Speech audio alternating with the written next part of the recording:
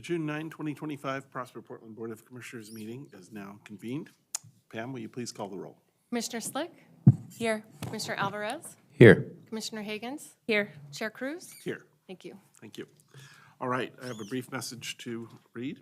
As required by state law, Prosper Portland invites the public to access and attend this meeting in person. There's also a YouTube live stream video of the meeting, and the public has had the opportunity to arrange in advance to provide virtual testimony. The public may provide written testimony to the commission by emailing prospercommissioners@prosperportland.us. Again, prospercommissioners@prosperportland.us. Thank you. All right, first of all, the usual commissioner reports. Would anybody like to report anything? Nope. I would like to just talk about the end of the legislative session that happened on June 27th/28th.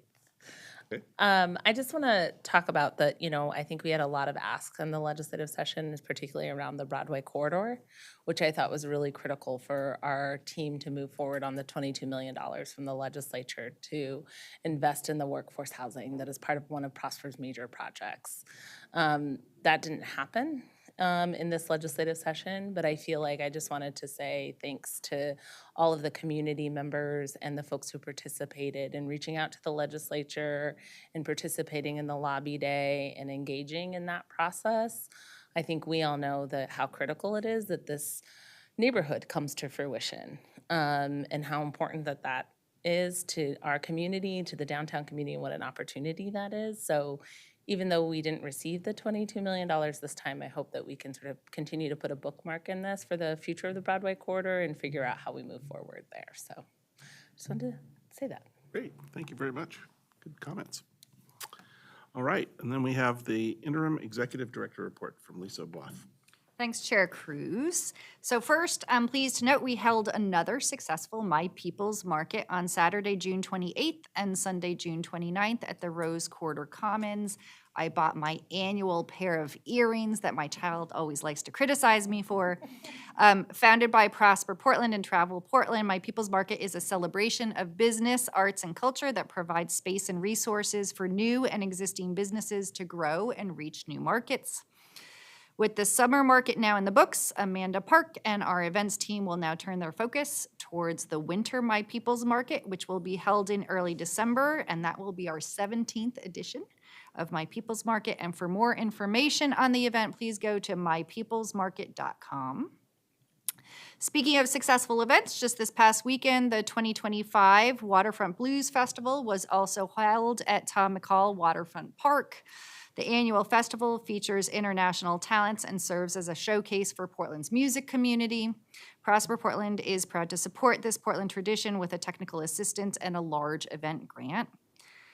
Next, I wanted to highlight some of the work by our business advancement team and the recent Portland Business Journal profile by Malia Spencer on Jason Bolt with Revant Optics.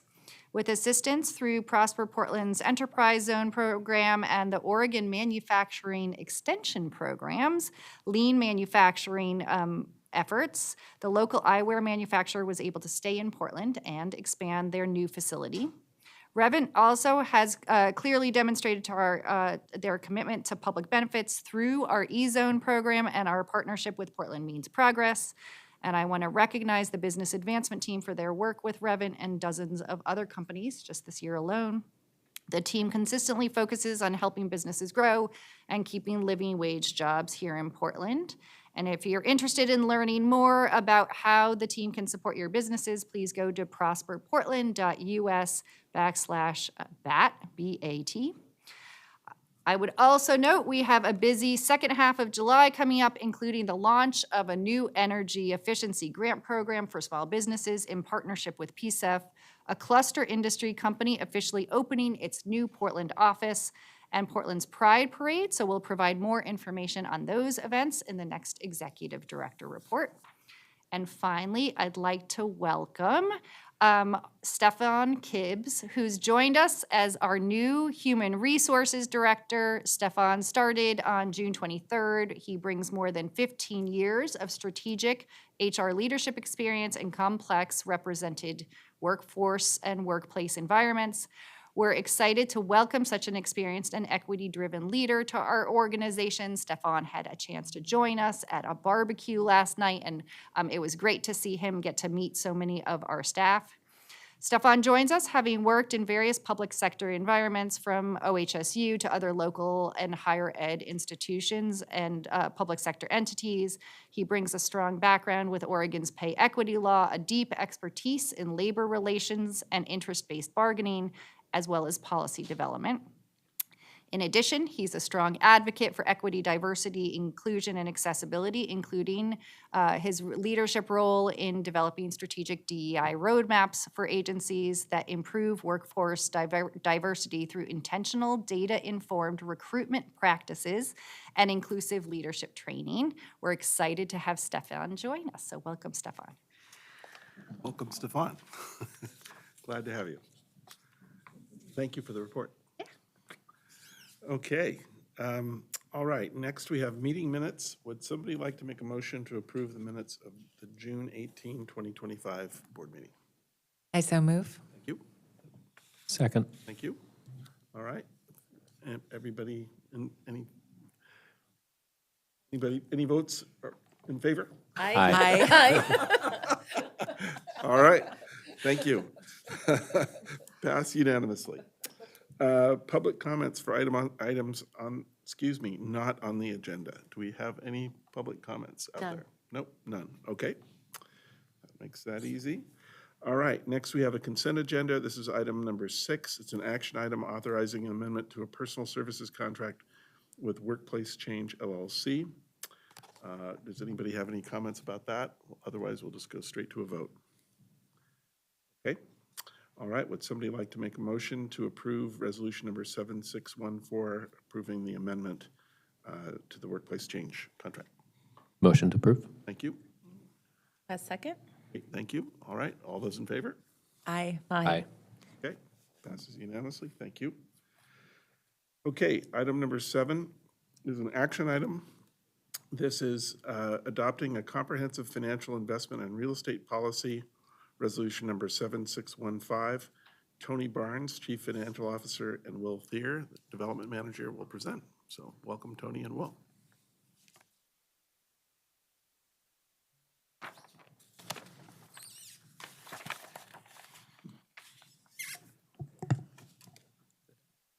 Good afternoon, Chair Cruz and Commissioners and Executive Director, Interim Executive Director Apoff.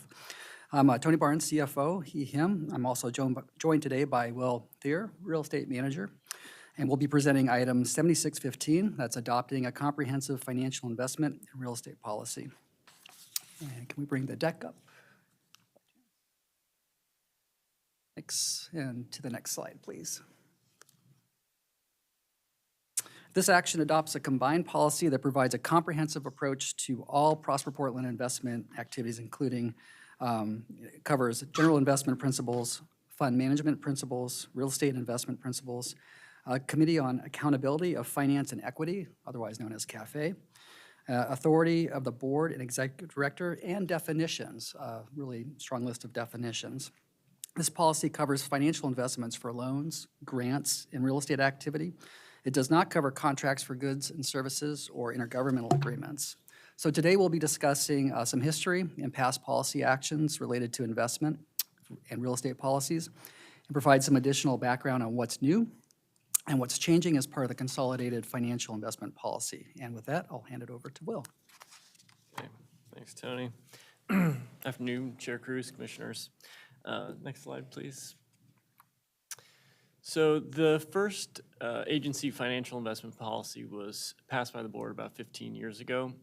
And then over the past 8 years or so, the board has also approved an additional 7 different documents, either plans, guidelines, policies. And as the number of separate documents have grown, so has the amount of energy required to keep them all consistent and also keep them clear for staff.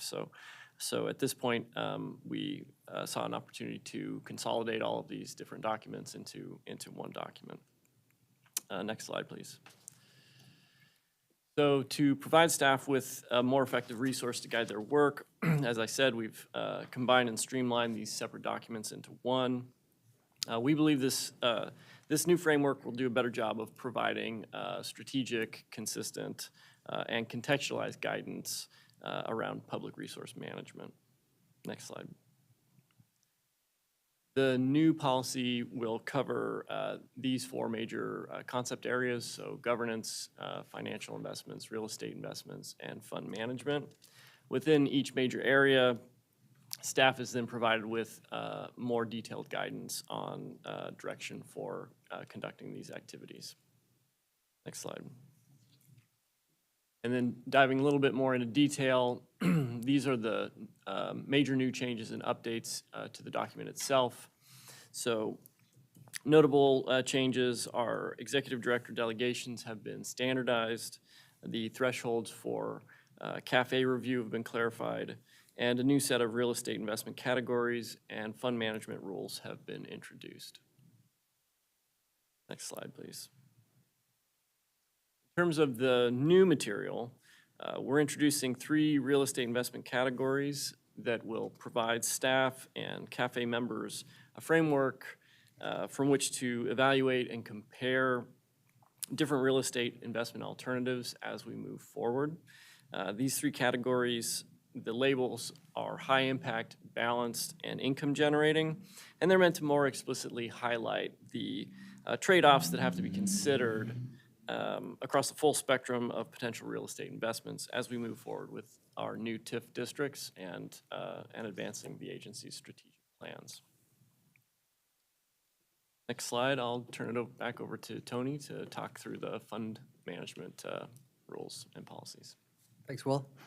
So one of the other newer sections of this policy is fund management.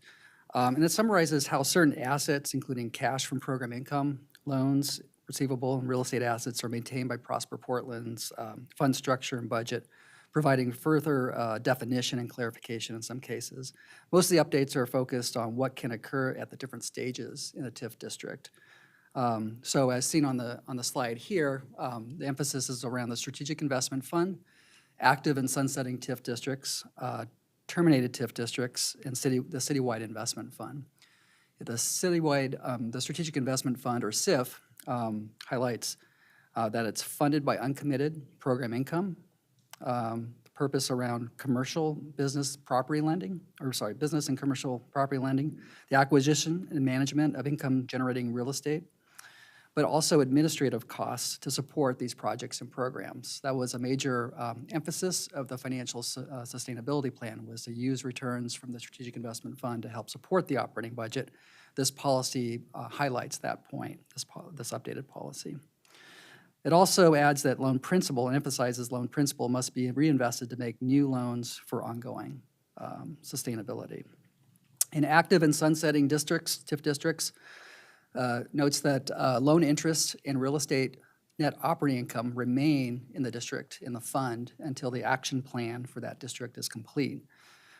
Grants may be funded, additional grants, after the action plan commitments are complete, but also the executive director can determine if there's a total net operating income deficit on a property within the district, how long that district, that negative operating deficit could occur, and how that's funded. So whether it's being funded by Strategic Investment Fund resources or other resources within that TIF district, and then how long that can occur until it needs to be disposed of. So just setting up some parameters about when a property is not operating at a positive. In terminating TIF districts, program income may transfer to SIF or other funds as determined in the budget process. And then real property may be transferred to another fund like the Strategic Investment Fund or other new TIF districts. So a good example here is the West Side, the new West Side district. There's assets, real estate assets in the River District and the Downtown Waterfront districts. Both are terminated districts. Those assets, through this policy in the budget, will transfer over to the new West Side district and be managed within that fund. And finally, the Citywide Investment Fund. This is funded by uncommitted program income. This is largely a budget decision. They'll be highlighted as part of the budget process, where program income that's not committed to a specific action plan, not committed to a specific TIF district, could go to the Strategic Investment Fund, but also could go to the citywide grants and investment fund to support high-impact projects that have no financial return. So there's going to be specific grants like citywide prosperity investment grants that exist outside of existing TIF districts if there's a determined need that could be funded by uncommitted program income. But the opportunity cost, the offset, is that those resources would not go into the SIF fund. By and large, right now, most funds, uncommitted program income is dedicated to the Strategic Investment Fund, but there are some resources in the budget that have been placed in the citywide grants and investment fund. Just had a question. So when I look at the terminated TIF districts and the citywide investment fund, is there a prioritization in the policy of the choices that you have? Like our first and best option is this, our second and best option is this, or is it just project by project? It's not specifically identified. It really comes down to a budget decision, and that's something we'd have to highlight as part of the budget process. First established the SIF, there were some legal parameters regarding what we could do with funding and whatnot. And I'm wondering if we have the same sort of restrictions in dealing with assets from terminated TIF districts and how those funds and assets are moved around. I'm assuming that this is all, I mean, we can handle all this by policy. It doesn't require a change in code or something like that, correct? That's correct. Once a district is formally terminated, at that point, those previous district assets that live in the fund can be transferred out into a new fund, either to the SIF fund or to a new TIF district. Somewhere else, yeah. No restriction. Yeah, okay. Thank you.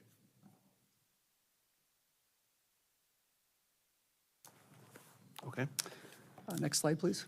I think this is our last slide, which highlights supporting documents.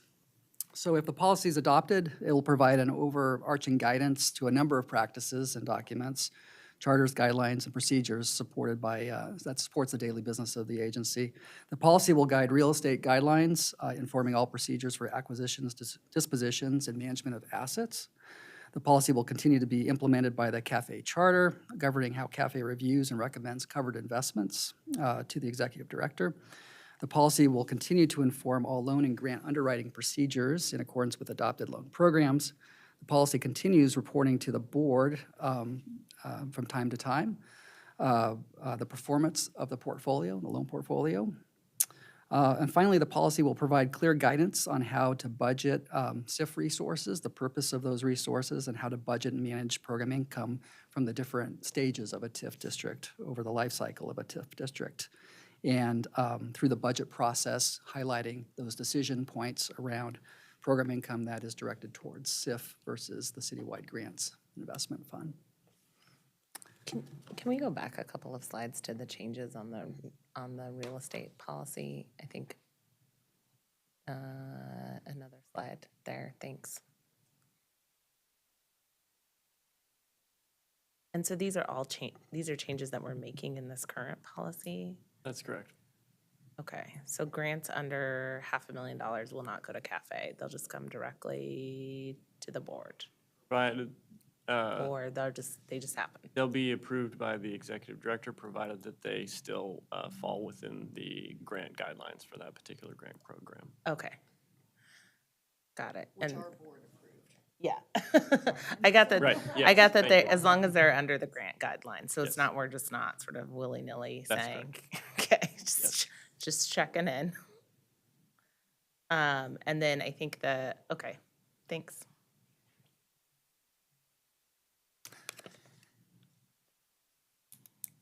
And some quick appreciations. I want to give appreciation to Hope Whitney, the legal team, for all their support in pulling these many documents together. And of course, Will Thayer for the real estate policy work, a lot of newer elements.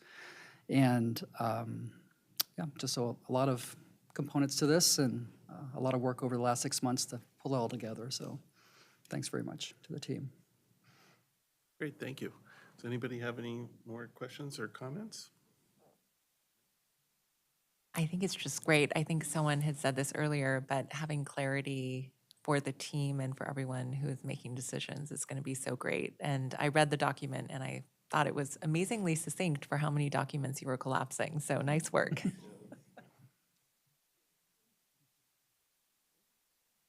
All right then, well, we'll go ahead then and take a vote.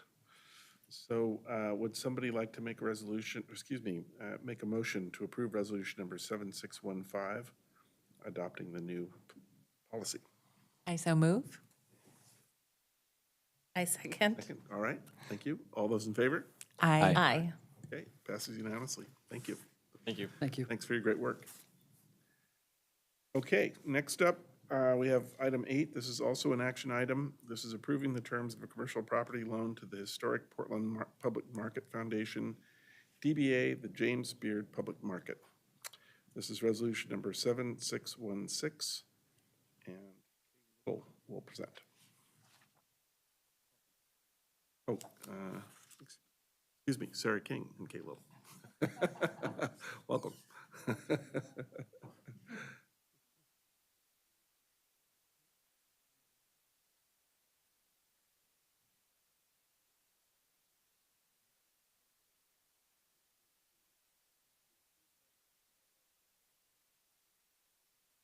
Helpful. Thanks for the reminder. We're here to seek your approval of a loan in the amount of $2.6 million to the Historic Portland Public Market Foundation, DBA James Beard Public Market, for the renovation of 2 commercial buildings located at 610, 622 Southwest Alder. My colleague Sarah King will provide some background about the project, and then I'll share some of the loan details. So I'll hand it over to Sarah. Okay. Good afternoon, Chair Cruz and Commissioners and Interim Executive Director Abwaf. My name is Sarah King, and I am a Relationship Manager for the West Side TIF District. I'm very excited and proud to be here today to talk about this project. When I first started working with Jessica a couple of years ago, I was like, wow, this is really going to happen finally. Here we are. So Prosper Portland was one of the first in with grant funding to help with pre-development costs for the market, and we've been close, active partners ever since. Next slide, please. The mission of the James Beard Public Market is to build a daily, year-round venue that showcases our region's bounty, promotes sustainable agricultural practices, encourages healthy eating, and provides entrepreneurial opportunities for those who grow, produce, and sell what we eat. On a personal note, I spent my early childhood in rural Oregon. I walked to school every day through Filbert orchards. And during my summers of my 2nd and 3rd grade years, I picked strawberries to make money for school clothes. And I recently learned that James Beard's favorite food was strawberries, so it's kind of a nice little tie in there. I knew a lot of very fine growers and farmers, and so one of the things that I think is the most special about this project is that it's really going to tie the region together. It's not just a Portland project, it's a Oregon, Washington project. Excuse me. Next slide, please. So just a little bit of overview. As Kay already said, the market will be located at 610 and 622 Southwest Alder, just a block away from Pioneer Courthouse Square. There's approximately 30,000 square feet of market space. This will be the only market in the U.S. with the right to use James Beard's name. The market will be home to 40 small permanent businesses as well as seasonal day tables and pop-ups that will provide opportunities to incubate new small businesses. The permanent businesses will include an anchor restaurant, grocery and farm stands, a cheese shop, butcher, fishmonger, wine shop, teaching kitchen, amazing things. And to help ensure that this will be a market for all, each vendor will be set up to accept SNAP and EBT benefits. I think that this is a real win for making sure that everybody has accessibility to this place and these products. Next slide, please. Portland has an amazing market history, but we don't have any right now, not like this. The Carroll Market, the Seawall Market, and the New Market Theater are all historical markets in Oregon, in Portland. Seattle's Pike Place Market was formed later than these markets. We really have a strong history of markets in this city. Next slide, please. So regarding economic impact, which Kay and Jessica will both go into more, public markets around the country and the world are centers of culture and are proven economic drivers.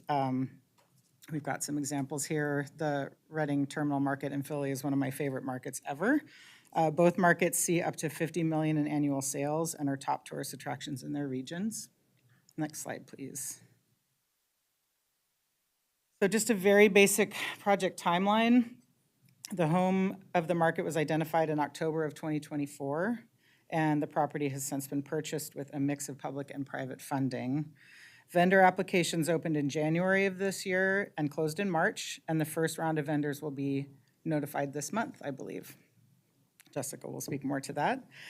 The ambitious goal of opening the market early next year will be made possible in part by this loan that we are discussing today.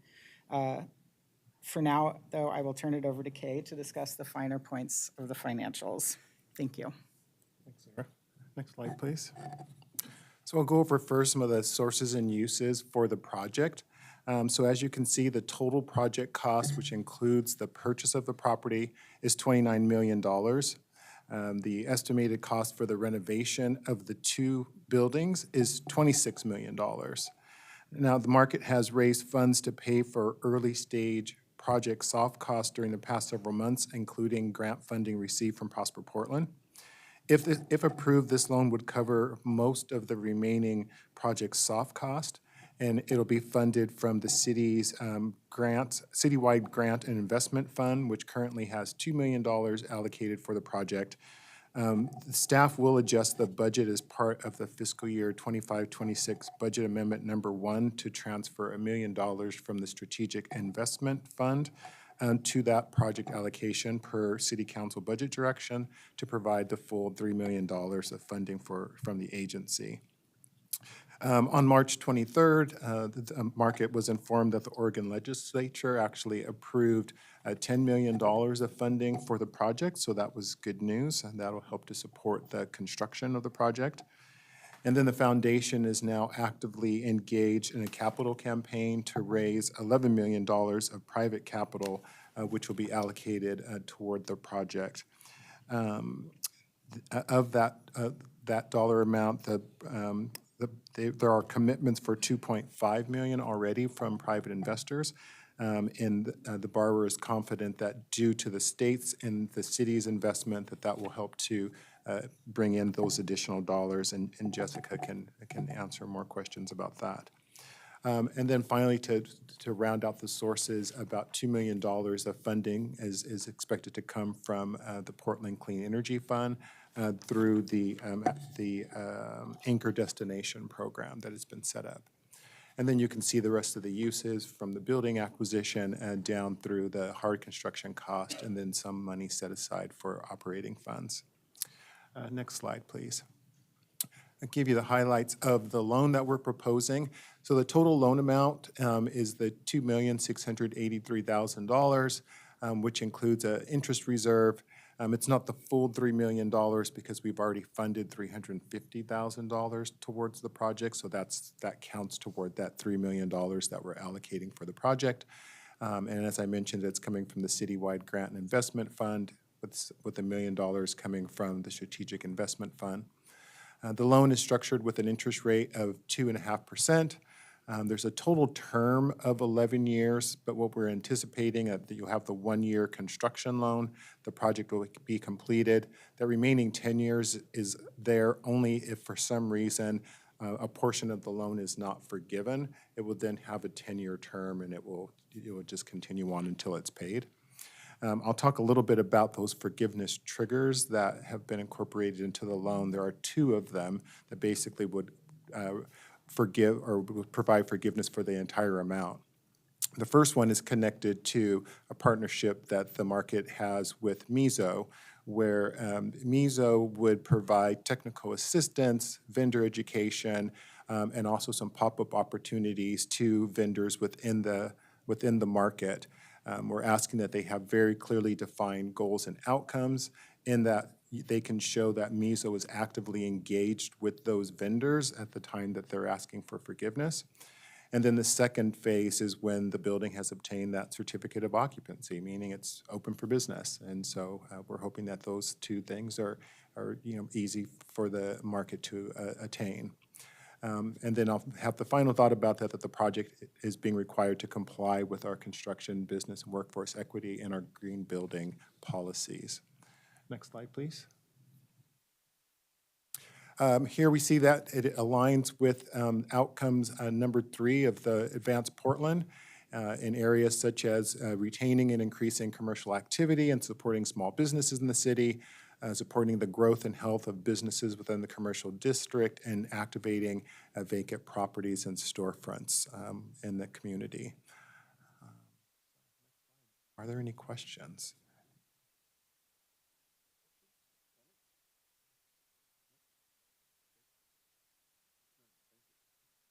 Has joined us if you'd like. Welcome.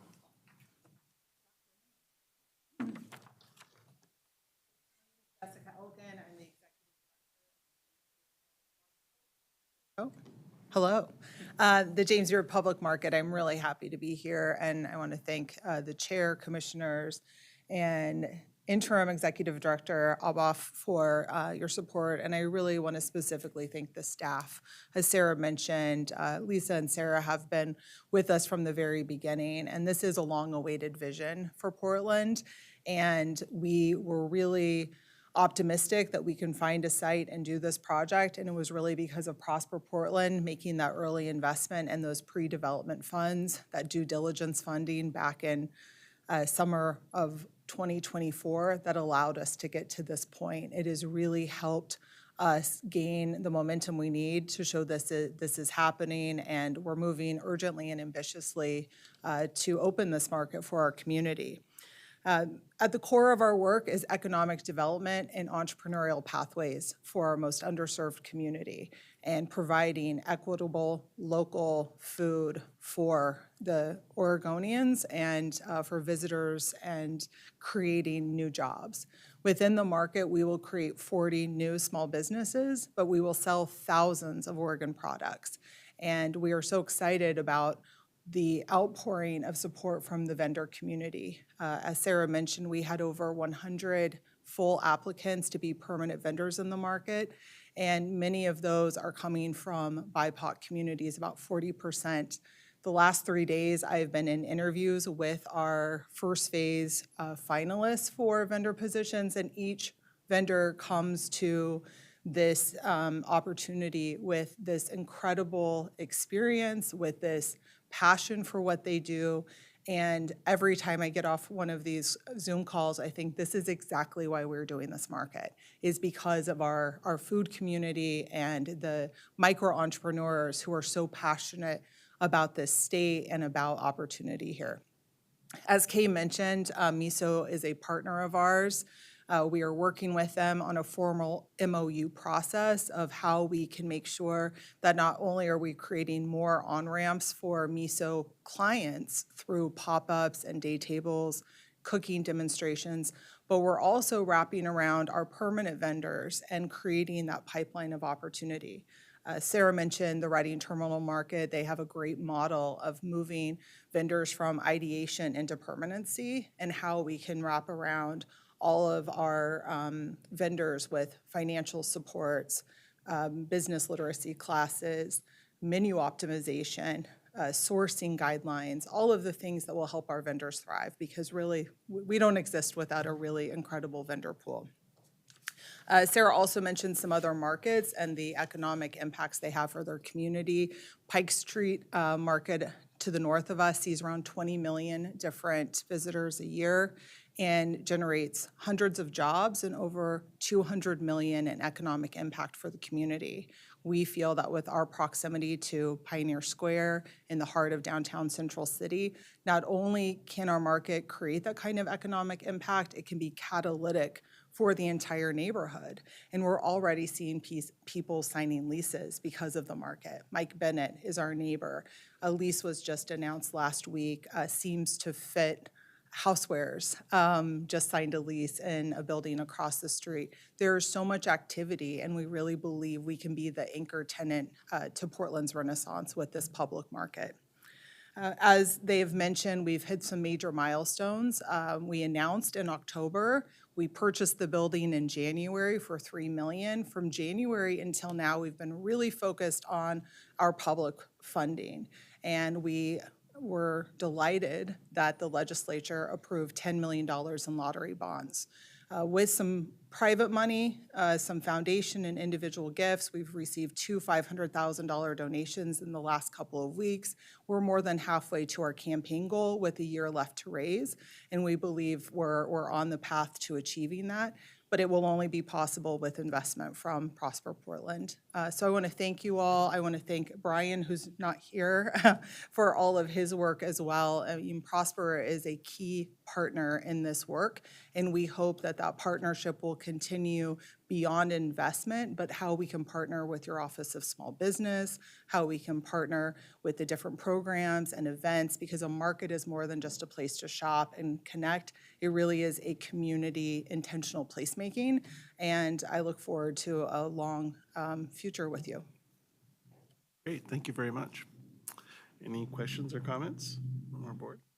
I just want to, I have some comments. I think, I do want to say, like, I can't be more excited about this. I have a volunteer gig where I sell strawberries at the Portland Farmers Market now and then, and I love food. So but I think that the comment that I want to make is, I think that you pointed this out in your testimony, Jessica, is that these catalytic projects that change economic development are government and publicly funded in our state.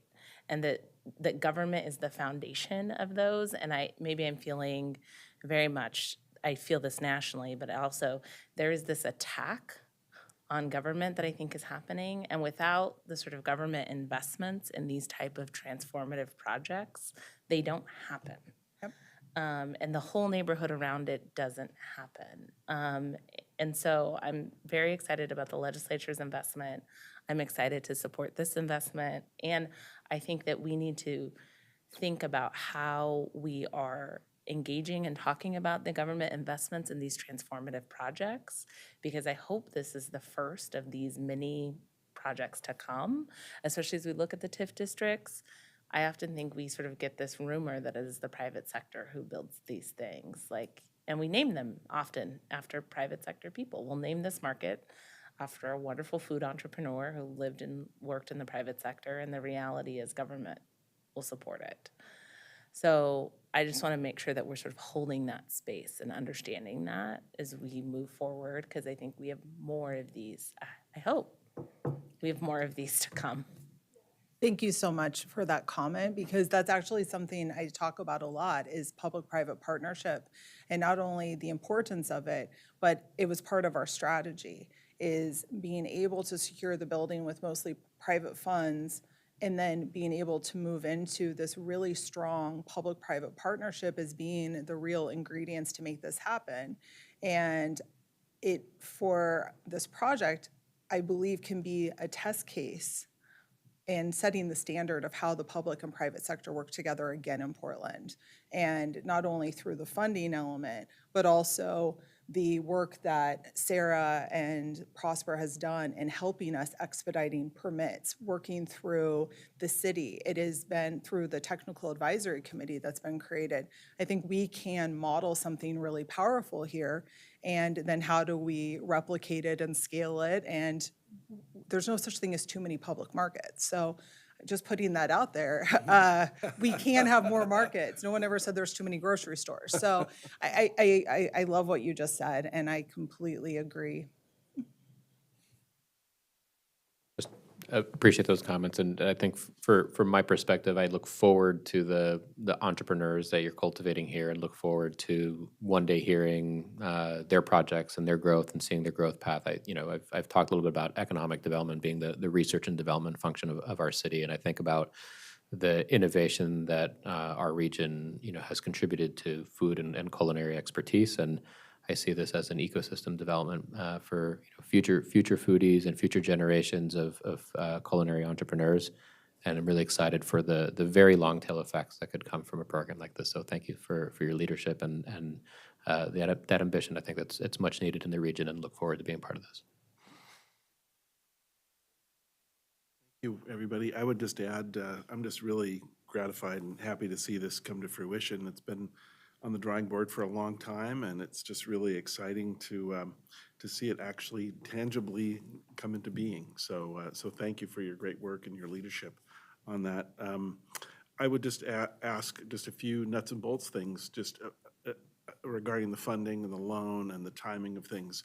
So we're looking at possibly opening early next year? That is correct. Yeah? Yeah, aiming for summer of 2026. Oh, great, okay.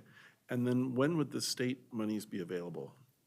State monies, from what we've heard, and I want to be mindful, my understanding is that spring of 2026 is when those state funds will be available. So they'll come in a little bit later? Correct. And then hopefully there'll be private money coming in, Exactly. maybe before that even, is what Yes. you're hoping? correct? Absolutely. Yeah, So okay. the Prosper money gives us a nice runway until Got it. about October, November.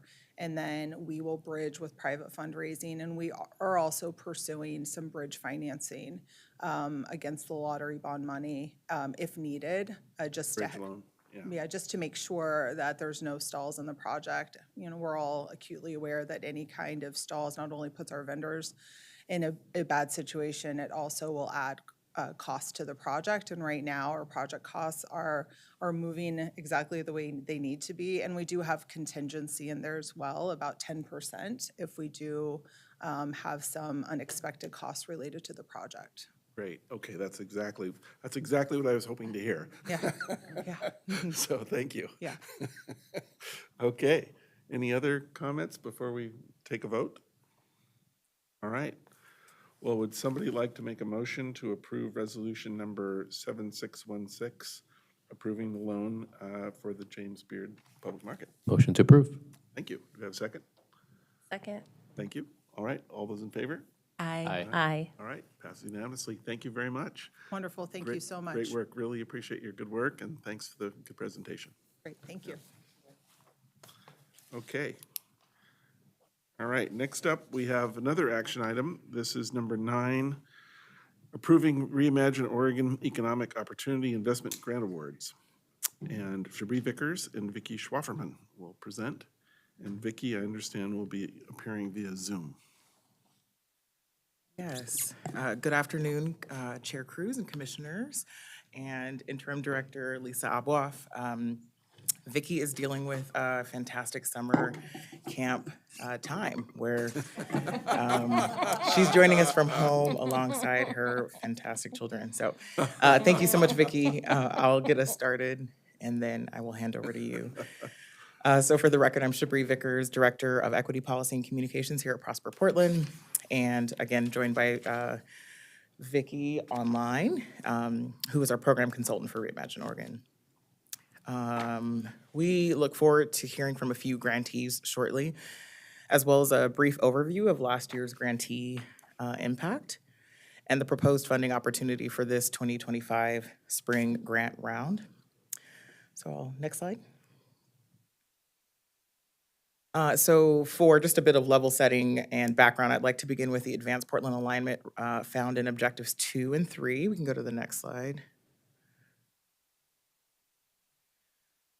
Which of course we have a goal of addressing barriers and conditions resulting from disproportionate discrimination in a non-race-based manner. And by doing so, through today's actions, we'll contribute to Advanced Portland's goal of promoting equitable wealth creation. And Objective 3, fostering a vibrant central city and neighborhood commercialized districts with tailored strategies to reimagine and revitalize our community, our commercial centers and corridors as vibrant nodes of employment, small business, entertainment, and cultural amenities. Next slide.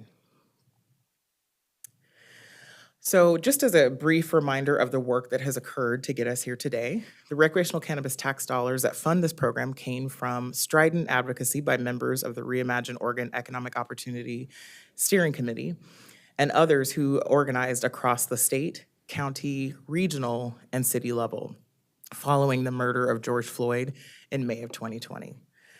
These dollars were allocated by City Council in November of 2020 and eventually came to Prosper Portland to program later on in 2023 when deep community engagement occurred in partnership with the steering committee, and then funding went out to the community in 2024 in our inaugural grant round that spring. And this February, we launched the second year and are bringing to you today our proposal for this next year's funding. Next slide. As a reminder, the goals of Reimagine Oregon Economic Opportunity Fund are to ensure economic opportunities and capital are made increasingly available across the city. We want to reconstruct and revitalize the Portland economy and help support that through supporting entrepreneurs with scaling their businesses, creating multi-generational wealth opportunities, meeting business needs for capital and growth, expanding assistance to and resilience of businesses in need of economic support, and lastly, increasing access to business and property ownership, real estate, financing, and partnerships with a focus on growing wealth more equitably via these inclusive networks. Next slide. So we look forward to sharing with you some of the accomplishments from the first round of funding. We'll go to that next slide, please. As a reminder, our Community Engagement Insights report helped ground us last year and this year in all aspects of the program. We are absolutely proud of the work that the steering committee did to bring us that insight and for our connection to those goals throughout these few years. Next slide. We have given a total of $7.1 million out thus far via our Reimagine Oregon programming, and over 80 plus grantees were impacted by these investments. We'll go to the next slide. One of the things we were able to do with the recreational cannabis tax dollars in the first year was to partner across the city to increase economic development opportunities across both nonprofit and small business partners. And so we partnered with MISO to provide resources in the form of grants to Portland small businesses, small business owners who have been systematically excluded and are institutionally oppressed. And they did this with small businesses that had been a part of their business coaching and TA efforts as a part of their IBRN support. And with these grants, they were able to amplify the assistance and direct impact to those efforts. So we're really proud of the work that MISO did in our continued partnership and getting direct dollars out really quickly as we began forming the Reimagine Oregon Economic Opportunity Investment Fund program. Grantees like LM Hair, Anchor Within Counseling, and Stickers Asian Cafe were impacted by some of those subgrants, and they've been really excited about that. We were also able to work with 7 nonprofit partners like Ebony Collective, Leaders Become Legends, and the Gordley House to further economic development capacity across the city. In addition, we supported and worked with the MISO Makers Market Space Incubator retail location, which worked to increase, with their grant, worked to increase open hours, hire and retain employees to staff the space. They ran special programming and supported local makers as they moved into retail market opportunities. I'm especially proud of that, seeing that the code actually asked for a specific incubator space as well, or incubator support. And so we were able to do that early on in the beginning portion of this programming. Next slide. Gathering with the cohort of grantees throughout our time doing this work and the steering committee, we've connected with hundreds of local small business owners. We've sent incredibly well-received newsletters, very high click rate, and hosted cohort connections. We were also able to deepen access to Prosper's diverse programs and opportunities across the agency, which I think is extremely special. Folks who either hadn't come to us before or weren't aware of how to navigate and work with folks like Kay and the team, or new programs like our ACT, Affordable Commercial Tenanting programs, are things that we were immediately able to start making connections to. Next slide. And gathering the cohort of grantees at the award celebration was incredibly impactful. At that time, we were also able to hear from some of the grantees on what they had hoped to do with their grants moving forward, and it was a pretty powerful evening. There are a few photos from that. Next slide. So overall, again, in that grant round, we were able to get $6.325 million out in a rapid amount of time, moving from what had been a bottleneck before, and now deep impact has been realized. As you can see, the grantees proposed over 1,000, next slide, sorry. Thank you. As you can see here, the grantees proposed over 1,000 new or retained jobs, over 350 new partnerships, and over $4 million in new revenue. And next, I'll have some direct quotes to share. And then we have 3 grantees who have joined us both in person and virtually to share directly about how the Reimagine Oregon grants have impacted them and their businesses and nonprofit organizations. Next slide. So some of our grantees in their recently submitted impact reports just about a week or so ago, we pulled a few quotes from there. So we heard from POIC who said, we started with 18 participants enrolled and graduated 14 in December. 3 trainees already had secured employment in the industry at graduation. From Crossover Construction, we heard from them that we had just signed the largest contract in our history of $5.6 million and have the staff to run the work via the grant funding. We were able to hire key staff members that are invaluable to our strategic growth. And from Taking Ownership PDX, we have made so much progress towards our goal. We have served 8 homeowners who needed crucial repairs since receiving this grant funding and hired our first employee, besides the executive director, at a livable wage. Next slide. And from some of the grantee clients and some testimonials from them. From Sankofa Counseling, ending the year, one of our clinical supervisors said, I actually feel like a supervisor now. I had the title before, but I can really notice what I know now and why it's so important to share it with my community. From Lash Lab, Jimena Martinez, who launched her lash business with the support of Lash Lab, I was able to afford to take time off from maternity leave due to affordable rent and paused rent during leave. And from Guide on the Side, Miles Power, who was a client of Guide on the Side, said, I've identified a couple more grants I'm going to apply for this month and or next. Thank you so much for all the help, all you do. Again, these are just a few of the things we were able to pull out of the recently submitted impact reports that closed on June 30th.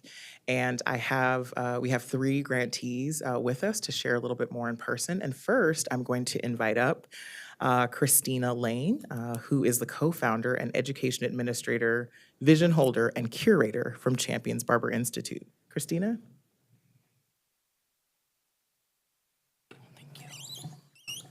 Hello, everyone. How are you today? First, I just want to take a moment. She just recapped the purpose of Reimagine Oregon, and I feel every bit of that to my bones.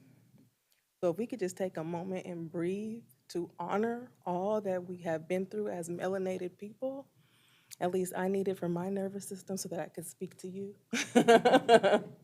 With peace of mind. Whew. All right. So, my name is Christina Lane, and I am a founder of Champions Institute, Barber, Beauty, and Business. Let me hold this up so I can kind of look at you at the same time. We're a career college rooted in community thriving. That is extremely valuable. So, through the Reimagine Oregon grant, we've expanded into leadership development for the new era. This grant didn't just offer support. It gave our founding leaders an opportunity to breathe and to pause and to reactivate. So just to give you a little context, my husband and I own and operate this school. We're in our 8th year right now.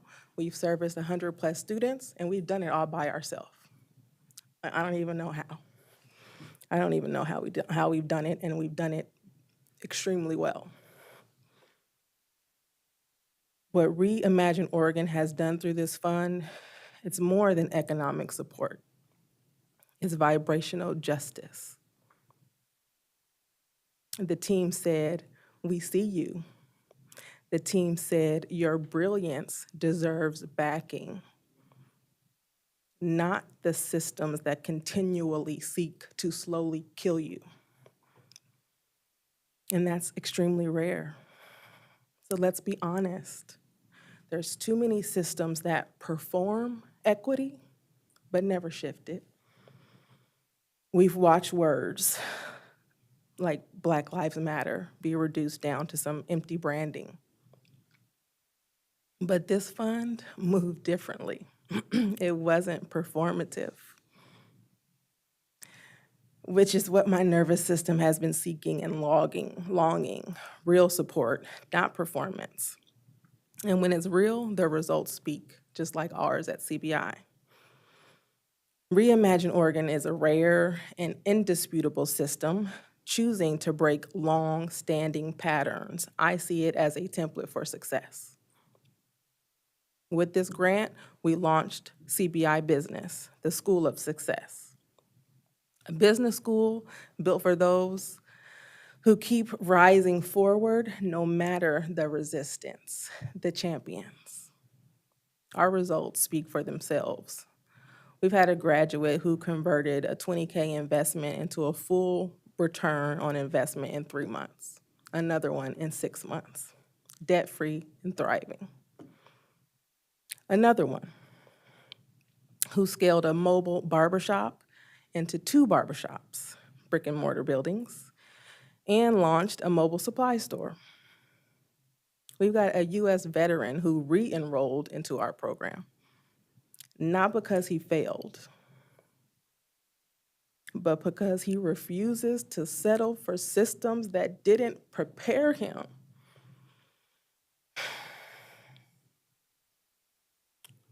The School of Success will fill the gap rooted in timeless fundamentals and future-focused. So no one is left behind. We don't believe that debt should be a prerequisite to purpose. The world is shifting extremely fast right now. Currency is changing. AI is rewriting the rules for us. This grant sparked momentum, but if we're serious about shifting all of these planned systems, we need more than a spark. We need sustained fuel to accelerate the future that we're building. We need loan forgiveness programs for founders who bet on themselves, yet still carry the weight of systems built on our ancestors' labor. Through our Healing Corner initiative, which was funded by this grant as well, we see a deeper truth. Many still believe rest must be earned. Now, let me tell you what I mean by rest. Restore your energetic system to thrive, because if you look at us underneath a specialized microscope, we're nothing but energy. And we have been beat up for centuries, and it's been transferred genetically, and I can feel it in my body today. That's off topic, so where was I at? So anyways, many of us still believe rest must be earned, but rest is not a reward or a luxury. It's a birthright. And reparative policy must fund more than work. It must restore capacity. We need you to see us where we're at, and we need to be met where we're at by people who actually care. It matters a lot. So many systems have failed me personally, and that's just me. So, we need more momentum funding. One-time support is absolutely fantastic. This grant was fantastic and the timing was impeccable. But long-term commitment in the right places is leveraging with purpose. And so let's remember, the systems that we all inherited, they're not broken because they were built that way. And this means we can build new ones, and it's definitely time to do that. And so I'd just like to leave you with this one question. What systems are you truly here to dismantle, to rewire, and reimagine? Because words are no longer enough anymore. We need action. So thank you so much to the team behind Reimagine Oregon. We hope that this is a blueprint and not an exception. Thank you so much, Christina. Joining Christina. Joining Christina to share a bit more of the impact. Next, we have Jackie Santana Lucia, who's a Senior Development Manager, at ADRE, and I believe she's joining us virtually. I am. Hello. Good afternoon. Can you all Jackie. hear me? We can. Awesome. Wonderful. Good afternoon, Chair, Commissioners, and Interim Executive Director. My name is Jackie Santalucia. As Shabri said, I'm Senior Development Manager at ADRE. ADRE is a socially responsible real estate development company building for an equitable future, founded by Anyale Halaba, who couldn't be with us today as she is testifying in another capacity right now. She says hello to you all. We are honored to be grantees of the Reimagine Oregon Economic Opportunity Investment Fund to bolster business development through completing our company branding and pursuing B Corp certification. This opportunity has enabled ADRE to work with local professionals, Odd Notion, to develop ADRE's company brand that reflects the transformative, community-centered real estate development we build across Oregon and beyond. ADRE has also been able to work with another wonderful local professional consultant, the Impact Collective, to navigate the rigorous B Corp certification process. In less than 9 months, ADRE has been able to complete a complete full rebrand website and collateral you can check out at adre.dev. And as of yesterday, officially achieving the full B Corp certification. 100. Thank you. Congratulations to everyone involved. 100% of all grant funds went to local, minority, or women-owned small businesses, recirculating these funds back into our local economy. As a young small business, this funding has catalyzed ADRE to expand work outside of the state while maintaining 90% of workforce in Oregon. ADRE is committed to equitable economic development through real estate development rooted in environmental stewardship, economic viability, and excellence in design, and of course, equitable outcomes. The impact of Reimagine Oregon Economic Opportunity Investment Fund has simultaneously helped ADRE quickly grow as a company while recirculating the actual dollars back into our local minority, women-owned small businesses. Thank you for the opportunity and the team behind Reimagine. We really appreciate it. Thank you so much, Jackie. And please say thanks to Anyale, who's on a certainly well-deserved vacation. And next, we have Erin Frazier, who's the Executive Director at the Center for Black Excellence. Thank you, everybody. Good afternoon, and thanks for having me. My name is Erin Frazier. I'm the Executive Director of the Center for Black Excellence. The CBE is an education nonprofit based in Portland, and we work to build a world where we believe in and enable every child to thrive. We do this in a fairly non-traditional way by working with our community, individuals and organizations, to set big collective goals, coordinate traditional program and service providers around those goals, and then work to create the larger systems level conditions necessary to achieving and sustaining those goals. I keep saying goals, so what are they? We have 4 big ones. The first is to connect every child to 8,000 hours of out-of-school enrichment by the end of 8th grade through our Ethos Enrichment Initiative. The second is to connect K-12 students to developmentally appropriate career exploration opportunities through our Possibilities Labs. The third is to ensure in-school, community-based, and at-home educators have access to highly effective, deeply engaging, and locally relevant instructional materials through our greatest of all-time curriculum enhancements. And finally, we work to ensure that Portland Public Schools' 2020 bond-funded Center for Black Student Excellence comes to fruition and serves its intended purpose.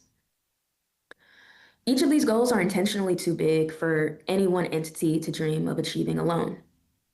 Instead, they require communication, collaboration, and coordination in order to give children 100% of what they need, rather than all that any one person or organization is able to provide on their own. To make achieving these goals feasible, while working with the school district to ensure the physical infrastructure of the CBSE comes to life, we've also been focused on building the necessary digital infrastructure to facilitate this collaboration, communication, and coordination. Our Reimagine Oregon grant from Prosper Portland has been instrumental to that work. In addition to supporting existing and expanded staff capacity, with the grant dollars you all provided, we were able to contract with a software company to build a digital resource hub that centralizes nonprofit and for-profit student and family-centered resources. In its initial iteration, that hub will be a one-stop stop for a parent looking to find summer camps and after-school programs for their child, for educators looking for professional development opportunities that'll lead to greater earning potential, and for community members hoping to plug into programs and projects that are already taking place. We intend to soft launch that hub in the next few months. Not only will the hub itself spur and facilitate economic growth by providing exposure for smaller and often overlooked businesses and organizations, but it also helps the CBE and our city get closer to a shared goal, one in which every student who graduates from our schools is well positioned to compete for any and every opportunity that they can imagine, and well aware of the myriad opportunities available right here, so that down the road, they choose to build full lives and invest their time, energy, and hard-earned dollars back into the city that invested in them first. So, thank you. Thank you so much, Erin, and thank you for your leadership. I know I look forward to, I think, the third or fourth large community gathering that you will do this Friday, the Unity Breakfast, that has continued to gather hundreds of Black leaders across the city to do the work that was just mentioned there. So kudos to you, to Jackie, and to Christina for all the work that you've been able to do with the Reimagine Oregon grants. It's important, obviously, to stay grounded with our steering committee, and so I would like to introduce Justice Williams-Raji, Program Director for Reimagine Oregon, who serves at Urban League of Portland, to share just a few brief words. Justice? Peace. Can you hear me? Yep. All right, awesome. One, I want to say this is Justice Raji, pronouns EM, Director of Reimagine Oregon, and I want to just share, going into this, the second offering of funding to the community, it's been a great pleasure working with Prosper staff, one, standing up the guidelines in the previous year and getting through that first year, getting funding out and seeing all the organizations and different types of businesses and programs and ideas that folks were able to move forward with these resources. As I would say the community person that is most publicly clearly available, it has been here from the beginning and throughout, and will continue to be here to see this, concept, this commitment by the city to do something in response, to come up with ideas, to make a space to do some things maybe differently, to make a space for learning, but most importantly, invest and give evidence of the great level of capacity, the great ideas that we have in our community and in our state, in our city specifically, that folks want to bring to life and are looking for pathways that will connect with them, that will honor their history and their past. We'll also look at them as an opportunity to grow, not as a deficit to be filled. So this work and the work that the Prosper staff has done, holding this work and being, my oversight and engagement to make sure they stay, in tune with the values and adhere to the ideas that community gave us are there. But staff has done the work to stay in tune with that vision, to honor the spirit and, quite frankly, the struggle that this opportunity was born out of or was a response to. So I just want to give kudos getting to this place where we're having a second offering, which, sometimes you do something once, it's cool. You start doing something over time, then that means it's really something you're committed to. So I'm looking forward to, what this year's folks that are funded are able to do. And also as this program continues to evolve, how it can, again, be a space for innovation, learning, and just showing what's possible with public funds and positive intention and focus and the genius that we have in our community. So thank you to the staff and everyone involved. And thank you to the grantees and the other client testimonials that have shared the impact. It's really exciting to see, more life being generated by this work. So thank you. Thank you so much, Justice. And thank you again to our grantees who all submitted their impact reports, and to those who spent time with us today and shared their voice and their energy with us. It matters, and so I appreciate you. We all appreciate the time that you spent with Prosper. And to what Justice just mentioned, I would be remiss if I didn't just take a moment to thank Vicki Schwafferman, Trevor A. Brandon, and Daniel Tay, who are the staff team who move this program forward every day, and who take all the calls and hold all the meetings and things alongside me. We're gonna move to the next slide, and I will, the next slide. My bad. That was all the invited testimony that we had today. This is where I hand off to Vicki because her work and the work of the team have made an impact to many of these businesses that you see here. Reimagine Oregon was hard fought. It took a while to get things together, but when we did, it was pretty powerful. And so Vicki, I'd like to hand over to you now so that you can introduce what comes next.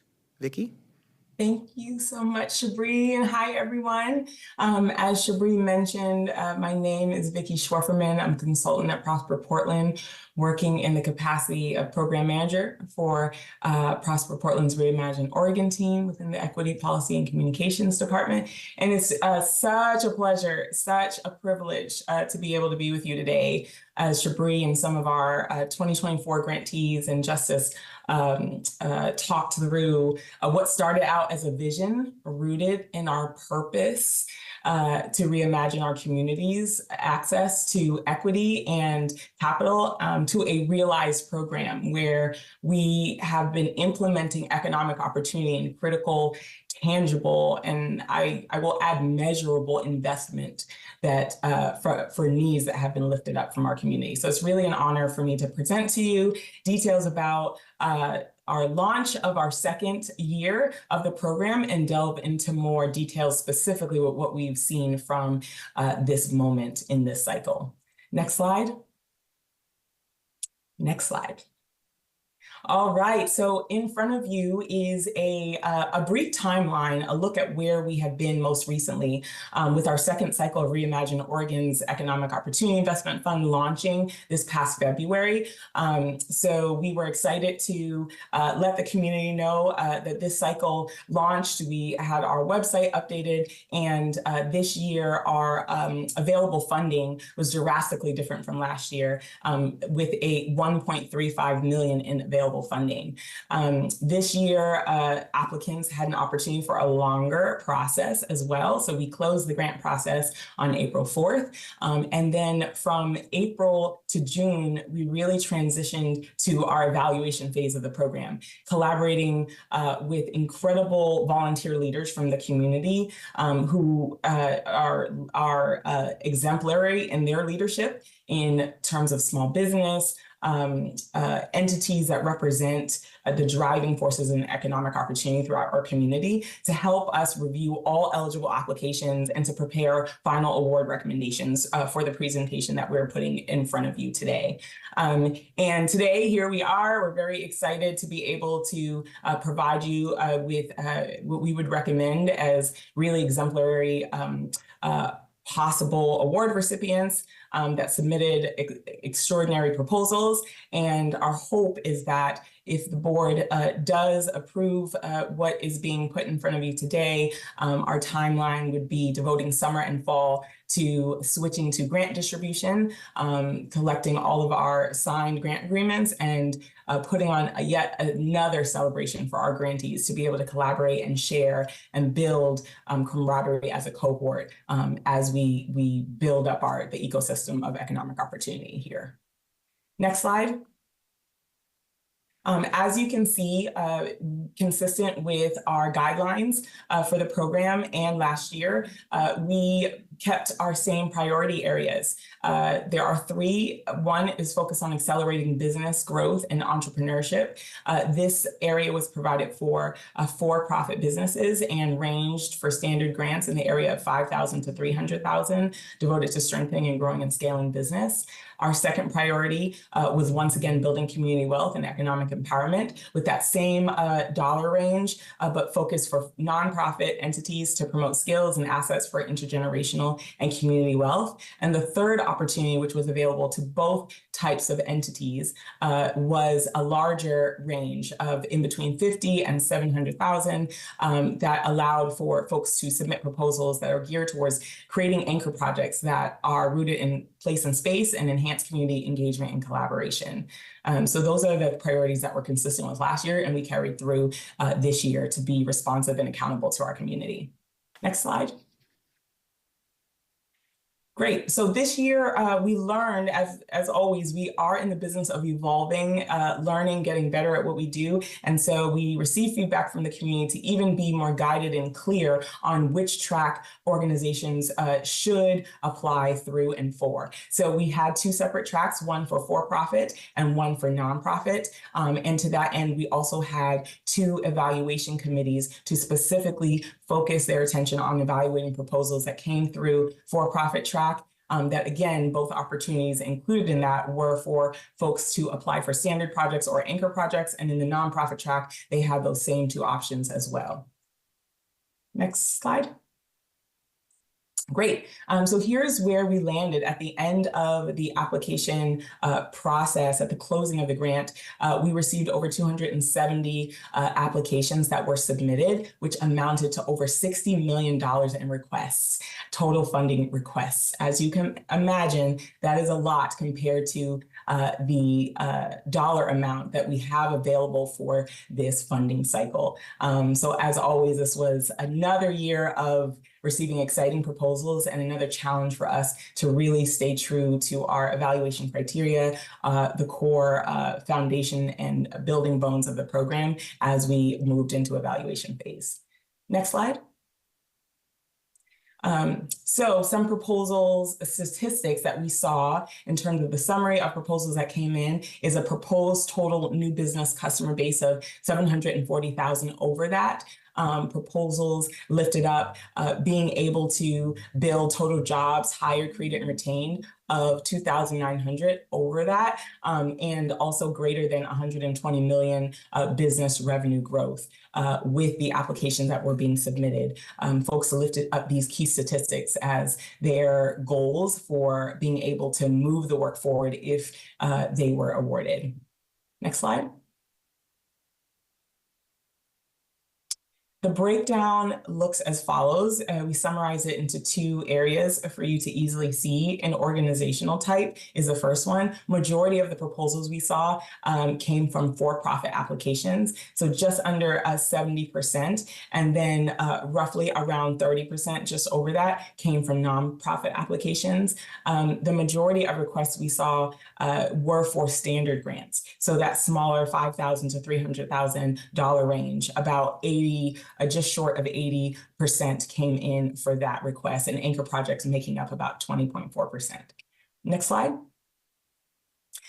So as we shifted to the evaluation process, I have to once again give kudos to our amazing volunteer leaders who have committed tireless hours to carefully reviewing and scoring each application using a weighted scoring rubric that we evolved even from last year with more in-depth context about what would make a strong proposal, what we're looking for to keep with consistent scoring across the board. That rubric you can see as one of the attachments, one of the exhibits that were attached for the board to review. But the rubric really helps us to evaluate applications across several categories. That is about 9 categories that you'll see. And according to that rubric, we really put folks on a scale of up to 100 points that could be possible, ranging from 0 to 5, as outlined in our rubrics. And based on that scoring, folks received an average total score. So a shared review across the entire committee so that it would be objective as possible when we reviewed applications and asked our team to do so. So these categories are here for you to see. First and foremost was alignment to our program, but we also looked at feasibility, impact, organizational capacity, community impact, innovation, budget justification. Does organization serve and is led by people directly affected by cannabis prohibition, and organizational experience and proof of concept. We wanted to make sure we factor that into this year's evaluation process. Next slide. So with this next slide, we are going to put in front of you a summary of the breakdown of what we are proposing for the board to review. As you can see, just some salient points I want to bring up. This chart really summarizes on the left-hand side what we're looking at when we close the grant process. So that just under 70% of applications coming from for-profit businesses, you'll see on the top left side under total quantity, 191 applications for-profit, 85 came in from nonprofit entities. So that totaled 276 that were eligible for application. And then we saw that on average, compared to last year we looked at scores of 20 and above for that being in the high range. We saw about 50 for-profit entities scoring in that range, and for nonprofits around 27. So making up 77, and realizing that that still put us well over the allotted funds that we have this year. So we need it to be extra competitive. This program is extra competitive. We need to be extra mindful. As you know, our prioritization and scoring was especially important this year because we have such limited funding of 1.35 million as opposed to 6.35. And as you also may know, our recreational cannabis tax dollars this year to Prosper Portland was cut by $600,000, and Reimagine Oregon took $400,000 of that cut. So even with high scores, we had to make harder decisions on who to fund. And with the limited funding, today we're proposing 25 grantees who scored over 77 points for-profits and 82 points for nonprofits, respectively. And with your approval today, we're hoping that these 25 grantees can collectively be the recipient of 1.35 million in available funding for this spring cycle. Yes, and with that, I also wanted to share that on the far right, you'll see highlighted in green the breakdown specifically of what that means for dollar investments for for-profits of $960,000 compared to $390,000 that would be going to, for-profits is $960,000 as opposed to nonprofits with $390,000 going towards investment opportunities to their programs. So that is a summary of this breakdown. And once again, for more details on specific entities that we are presenting to the board, to all of you, you can see that in our resolution and in more details in our board report. And I'll pause there for questions or next steps. Thank you. Does anybody have any questions? I have a question about the award sizes. And so when looking at the award sizes versus the amounts requested, was there a discussion about fewer awards with larger amounts versus more? Absolutely. So thank you so much for that, Commissioner Higgins. Number one, that was actually something that we talked about with community early on. We literally asked the question, if we had 3 grantees who all had really fantastic, programs and proposals, and let's just say we used a round number of $30,000, would you prefer that we give each of them $10,000 or one $30,000? And they asked for the latter. They wanted to make impact a bit more direct, and then allow for others to come back in the future to hopefully be able to actually move their program forward. As you can see, that was a piece of why Vicki kind of broke out. We had incredibly high scores this year, I think, as folks understood what happened last year and kind of what we were able to look at. And then with the funds on hand, getting from 77, what we would consider high scores last year. So if you scored at a 70 or a 72 for nonprofits, you were funded last year in some way, shape, or form, which would have meant we had 77 to fund. even less, right, with the 1.3. So getting down to the 25 was extremely hard. And then, of course, the way that our funding, that our evaluation process works, if you scored, as she mentioned, like 77, then we need to fund everyone at the 77 level and then above from that. So it became increasingly hard. And for some of the grantees choosing, so a major part I think that we could have stated during the report here was community asked us not to tell them what economic opportunity in their community looks like. They wanted to come up with their ideas. And as you can see from what we've seen, there are many ideas that really hold a lot up. We struggled with, are we really supporting a grantee if we're only giving them a very small percentage of what they're asking for? And that was extremely hard. We could have gotten to a place where we had about 10 grantees. And I will say, even last year with nearly 400 applications and over $6 million, that was $109 million in requests last year. We had a lot of people who were angry that they got no's, and I would say 87% got no's. This year we have a good percentage who also get no's. And so our goal in moving forward from this point forward would be to ask them to reassess what their proposal looked like with the amount of funding that we're proposing and what can they do with that. And then that will be what's written into their contracts around what they intend to move forward. So, some people, I will say last year, many people asked for $700,000. This year, we still had a good amount of people who asked for $700,000. Last year, no one received even that when we had the $6.3 million. The highest grant last year was $200,000. So this year, the highest grant that UC proposed is $100,000. And we had someone last year who only asked for $5,000. They were the only person who received 100% of funding ever, including in this round. I think we have some that asked about $25,000. So it was really hard. And I think for those where we see a much smaller percentage versus what they asked, to your question, our goal is to work with them over the next contract process to determine what they can do and if this will make an impact moving forward. And I think that's my next question is like, are any of the grantees repeat grantees, or they're all, No, it's all all new. one time and Yep. new? Yep, And exactly. Is that true every time? Yeah, so if you have just received a grant, you are not able to, you wouldn't be eligible for the next year, correct?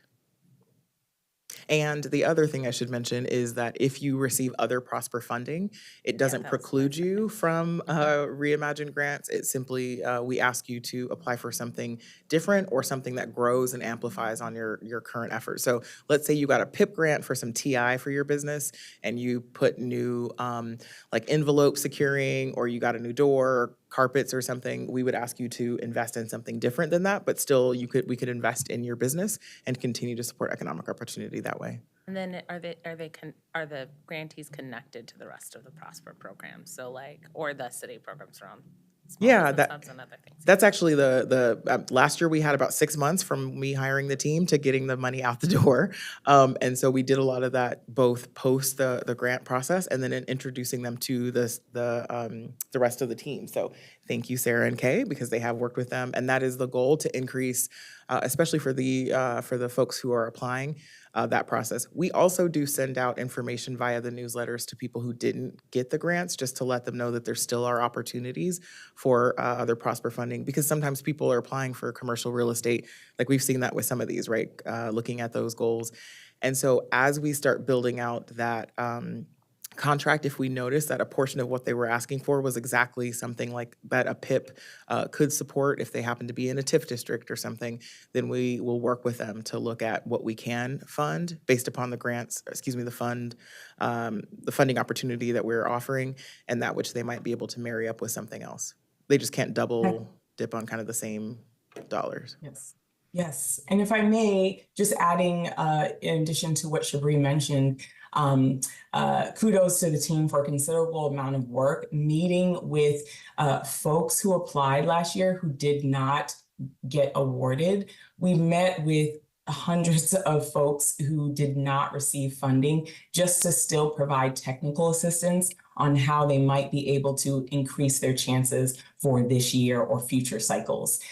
Every application was scored and has a scoring sheet. And so everyone who applied had the opportunity to request that scoring sheet, not only request it, but also have a one-on-one, a two-on-one meeting with us, as well as several teammates.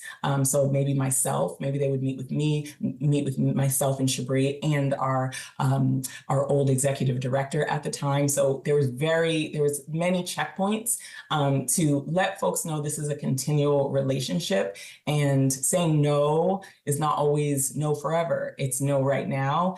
So I will say having those meetings really helped to be transparent with the community, and we received a lot of great feedback, but that folks appreciated the follow-up, even if they were not funded.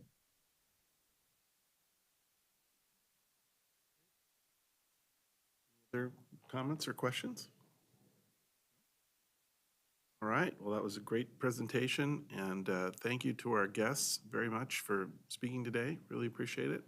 And Shabri and team, really thank you for all the work you've put into this. I know how difficult this is, especially hard to allocate funds with so many wonderful requests and worthy projects. Really tough to whittle that down. So thank you for all the hard work on that. So why don't we go ahead then and vote? Would somebody like to make a motion to approve resolution number 7617, approving Reimagine Oregon Economic Investment Fund grant awards? So move. Thank you, sir. Second? Second. Thank you. All right, all those in favor? Aye. Aye. Okay, passes unanimously. I'll Thanks be again, abstaining, really. Capo. Thank Sorry? you. I'm abstaining. Oh, yes, I apologize. Thank you. The three of us. Thank you. All right. Okay, thanks very much. All right, so now we get down to our last agenda item of the day.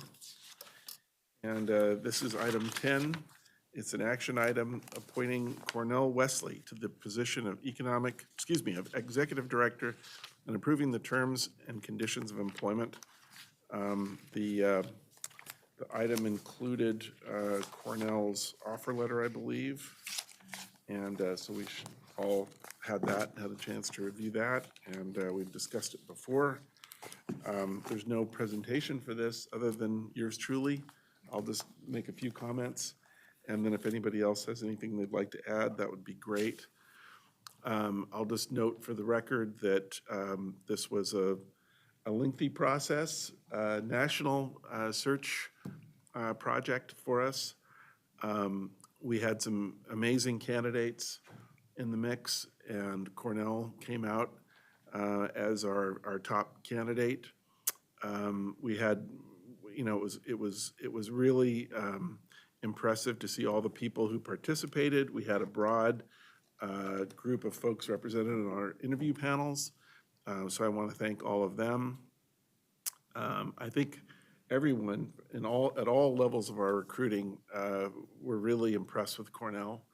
I think he comes to us with great experience, vision, energy, and a lot of other characteristics that I think are going to be great for Prosper in the city. And so I think all of us, and I don't want to speak for everyone, but my sense is that all of us are really excited to have him, and it's going to be great. And I'd just like to thank a number of people, and I have a list here, which was very helpfully put together for me, so I won't forget anybody, I hope. But I want to thank the Prosper team, Lisa, Shabri, Andrew Fitzpatrick, Hope Whitney, and Tony Barnes for all of their great work on this project. I'd like to thank Shay Flaherty Bettine and Lisa Aboif for their willingness to step in on an interim basis as executive director.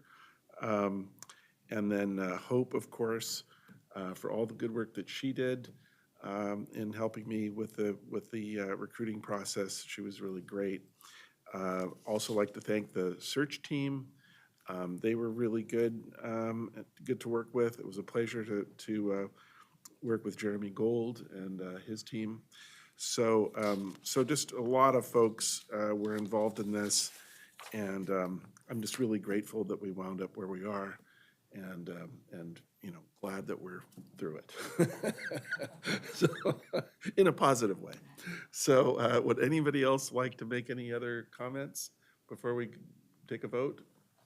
I'd like to say that I'm also incredibly excited, and I feel really lucky that we had Cornell interested in coming to Prosper, and that we were able to come to an agreement that allows him to move his entire family across the country for this role. And so I want to highlight that, and that there are, I think, sacrifices on his end, both in terms of, his family's decision on where they're living and for himself. And the decision is a big one, with a lot of considerations. So I want to highlight that and how fortunate we are that this is how we were able to have things play out.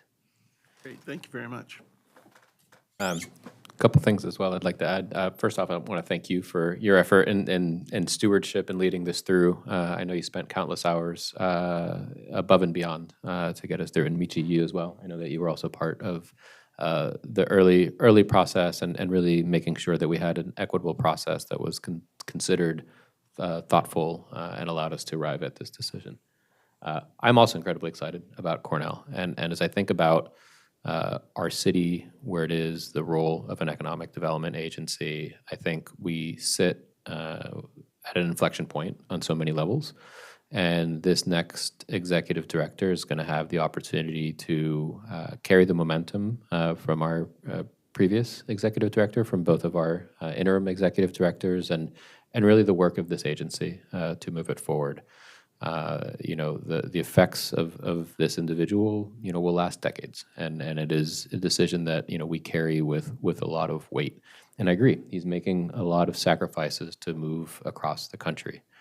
I think that as we think about this moment in time, I think we often find ourselves sort of at the receiving end of snippets of journalistic endeavors trying to capture this moment that perhaps miss out on the importance of this moment. And I find myself sometimes frustrated with the tone and the tenor of those, just against the broader landscape of where we are in Portland today and where Portland can go. And so I encourage those that are perhaps listening in or thinking about this to really reflect on not just the role of one individual, but the role of an executive director that is responsible for carrying forth an entire organization. And I think one of the things that I'm most excited about is the restoration of stability to an organization. And as I think about every single member of this organization that has wondered when, what if, how, what does it mean? This is the first step in the direction to ensuring that each individual feels secure within the organization. And I think that often gets lost in conversations around like, well, how much does it cost to move someone across the country? I think the cost of replacing a single individual within an organization, an entire organization, is heavy. And so I think, I want to reflect upon the entire staff and sort of the confidence that they can have in moving forward. And I think, lastly, I think that we are a city, like I said, on an inflection point, and bringing outside perspective, diverse perspective of experience in small organizations and large is something that I'm incredibly excited about. And I hope that our future executive director will carry that momentum forward in a way that we will all look back on this, decades from now and be grateful for. So really incredibly excited, and thanks to everyone that played a role in getting us to this point. Thank you. Great comments. Yeah, I want to echo just thanking Tavo, you and Michi for the work you did. I know that I opted out very quickly of all of the meetings, and so I really appreciate you guys putting in the time and the effort to do that. And I also want to say that I want to reflect back around the moving costs as well and say, fundamentally, we live in a very expensive place. And it is hard to bring new people to an incredibly expensive place. And that we just have to recognize that, and that's gonna be a whole host of our future recruitments and our future hirings and what that means for people when we ask them to move and come here. And at the same time, we need growth and new ideas and new people coming here. So I really appreciate the thought that you put into how to structure a compromise to get somebody to uproot their whole lives. Good job. Good job, team.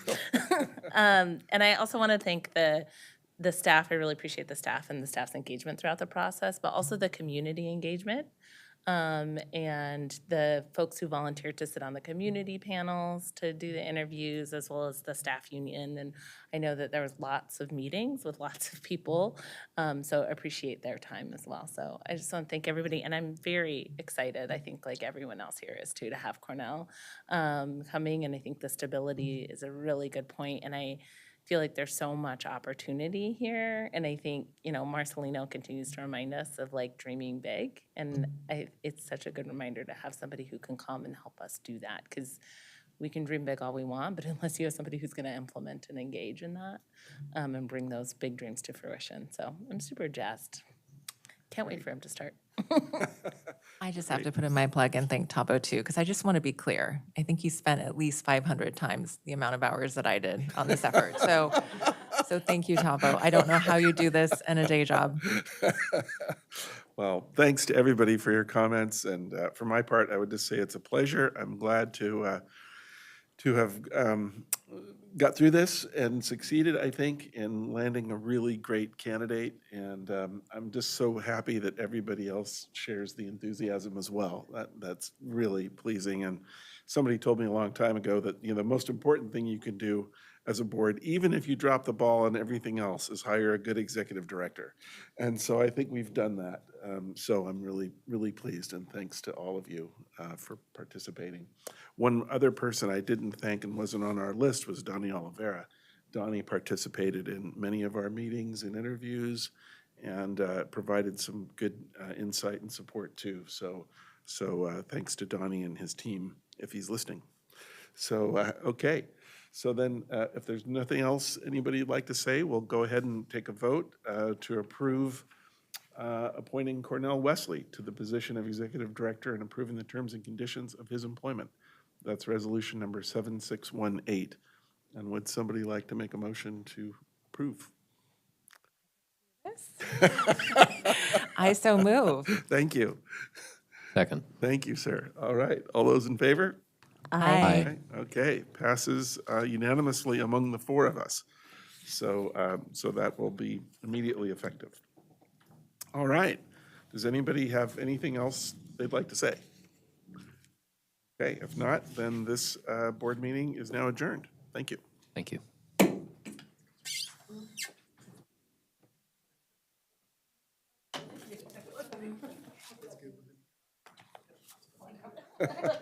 Who said that?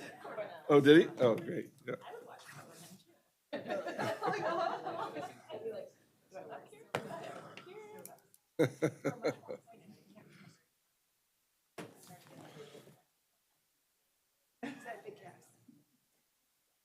Congratulations, you guys. Yeah, that's great.